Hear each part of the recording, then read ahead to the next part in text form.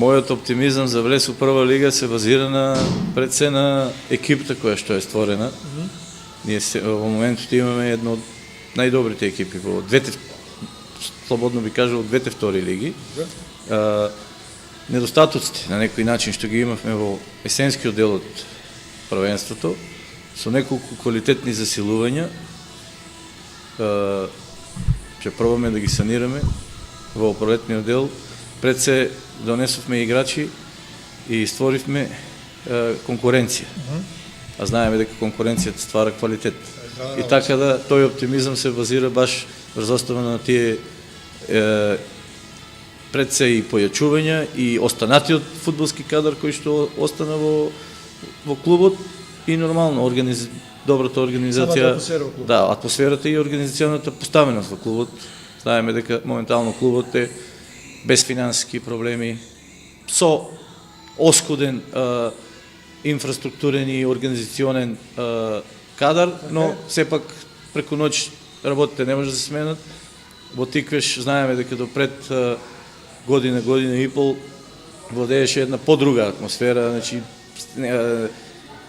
незадоволни играчи, недоволно квалитетни луѓе го водеа клубот со недоволно познавање во секој од својата сфера. Да лоша клима во... Да, и едноставно кога нема добра атмосфера, се должи према играчите големи финансиски средства, значи не земеле плата месец, два, три, и тука не може да зборуваме за напредок.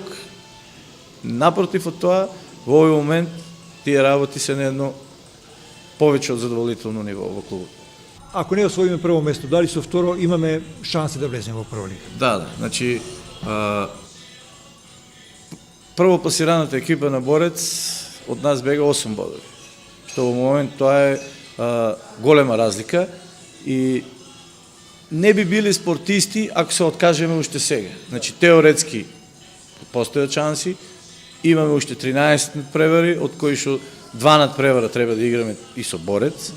Значи теоретски се е можно, но сепак екипата на Борец која што моментално ни бега 8 бода е на прво место, со сето поштување спрема нив, но сепак ние не се откажуваме од тоа прво место, а воедно треба да се задржи и второто место, затоа што во трка за тоа второ место се Кожув, Гевгелија, Брегалница, Штип, Кит Гол Пехчево, исто екипи кои што се на 3-4 бода зад нас и ни дишат во врат, може да се загози и второто место, но сепак мислам дека во таа борба, посебно за тоа второ место, ајде да кажеме дека Борец веќе со една нога е влезен во прва лига, да избориме бараж, да играме бараж.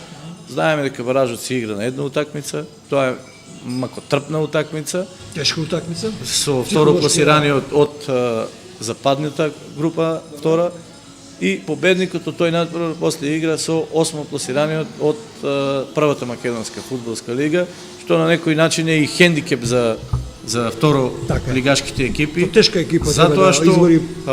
во втората македонска лига пропозициите се дека странци не можат да играат и кога се игра тој надпревар, второлигашката екипа е хендикепирана точно ради тие странци. Знаеме дека странци се ангажираат за да се подигне нивото и квалитетот на играта.